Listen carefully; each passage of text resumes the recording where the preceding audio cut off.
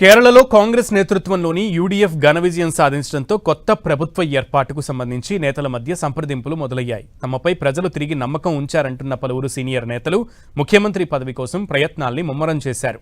ముఖ్యమంత్రి పదవి రేసులో గత శాసనసభలో ప్రతిపక్ష నేతగా పనిచేసిన విడి సతీశన్, సీనియర్ నాయకుడు రమేష్ చెన్నితాలా, ఏఐసీసీ ప్రధాన కార్యదర్శి కేసీ వేణుగోపాల్లు ఉన్నారు. ముఖ్యమంత్రి ఎంపిక ప్రక్రియలో భాగంగా మాకెన్, ముకుల్ వాస్నిక్లను పరిశీలకులుగా కాంగ్రెస్ అధిష్టానం నియమించింది. ఐయుఎంఎల్తో పాటు ఇతర భాగస్వామ్య పక్షాలతోనూ ఈ బృందం సమాలోచనలు జరపనుంది. అయితే సొంతంగా 63 స్థానాలు గెలుచుకున్న కాంగ్రెస్ పదవుల పంపకం విషయంలో కూటమి సభ్యుల ఒత్తిడికి తలొగ్గే అవకాశం ఉండకపోవచ్చనే భావన బయటకు వస్తోంది. కాంగ్రెస్ అధిష్టానానికి అత్యంత సన్నిహితుడిగా పేరున్న కేసీ వేణుగోపాల్, రాహుల్ గాంధీ, మల్లికార్జున ఖర్గేల దగ్గర తనకున్న పలుకుబడిని ఉపయోగించి సీఎం పీఠం దక్కించుకునే ప్రయత్నాల్లో ఉన్నారు. పార్టీ సంస్థాగత వ్యవహారాల్లో ఆయనకున్న పట్టు, జాతీయ స్థాయిలో నిర్వహించిన బాధ్యతలు ఆయనకు కలిసి వచ్చే అవకాశం అంశాలుగా కనపడుతున్నాయి. ఎన్నికల సమయంలో అభ్యర్థుల ఎంపికలో వేణుగోపాల్ పోషించిన కీలక పాత్ర వల్ల కొత్తగా ఎన్నికైన చాలామంది ఎమ్మెల్యేల మద్దతు ఆయనకు ఉంటుందని రాజకీయ వర్గాలు భావిస్తున్నాయి.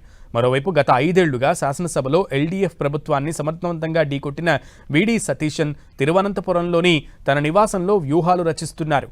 క్షేత్రస్థాయిలో ప్రజల ఆదరణ, పార్టీలోని మెజారిటీ ఎమ్మెల్యేల మద్దతు తనకున్నాయని ఆయన బలంగా నమ్ముతున్నారు. ముఖ్యంగా యూడీఎఫ్ భాగస్వామ్య పక్షమైన ముస్లిం లీగ్ కూడా సతీశన్ వైపే మొగ్గు చూపుతుండటం ఆయనకు పెద్ద ప్లస్ పాయింట్. స్థానికంగా అందరికీ అందుబాటులో ఉండే నేతకే ప్రాధాన్యత ఇవ్వాలని కేరళ క్యాడర్ కూడా కోరుతోంది. ఈ రేసులో మరో సీనియర్ నేత రమేష్ చెన్నితలా పేరు కూడా బలంగా వినిపిస్తోంది. సామాజిక వర్గాల సమీకరణాలు, సీనియారిటీ ప్రాతిపదికన తనకు అవకాశం ఇవ్వాలని ఆయన వర్గం డిమాండ్ చేస్తోంది. అయితే ప్రధాన పోటీ మాత్రం వేణుగోపాల్, సతీశన్ మధ్య ఉండొచ్చనేది సమాచారం.